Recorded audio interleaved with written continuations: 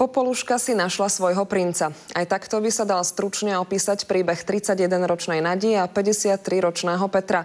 Títo dnes už manželia žijú v obci Bystrany na Spiši a nebolo by na tom nič zvláštne, keby sa tento bratislavský právnik a bývalý policajný expert nezamiloval do negramotnej Rómky z osady. Peter pracoval na úrade vlády, Naďa bola na materskej so 6. dieťaťom. On chlapec dobrých pomerov, ona Rómka z osady, ktorej sa práve vo väzení obesil manžel. Peter ale hovorí, že stačilo jedno stretnutie a vraj to bola láska na prvý pohľad.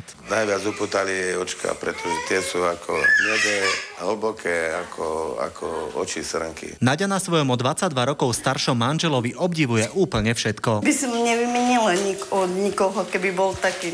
Neviem, jak, ale by som nevymenila. Na tejto dvojici vás okamžite zaujme vzdelanie. Peter je študovaný, Nadi sa ho v živote naopak veľa nedostalo. Nie, nemala som základnú, som mala osobitnú školu. Vyštudoval som právnickú fakultu a policajnú akadémiu.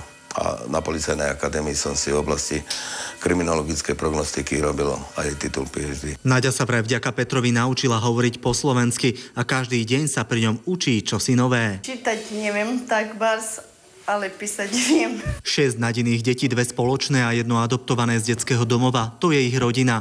Obaja si zaspomínali aj na začiatky, keď Peter negramotnej Nadi napísal 4-stranový zaľúbený list. Neprečítala som, ale bývalá švagrina mi prečítala. O všetkých intimných veciach, o túžbách a týchto veciach sa dozvedel najbližší okruh 50-60 ľudí. Peter a Naďa sú spolu už 5 rokov a počas našej návštevy sa len usmievali a objímali a presne takýto je ich rodinný život, plný lásky a rodinnej pohody a vraj vôbec neriešia, že on má tituly pred a za menom a ona je len pologramotnou Rómkou z osady. Ján Tribula, televízia Markíza.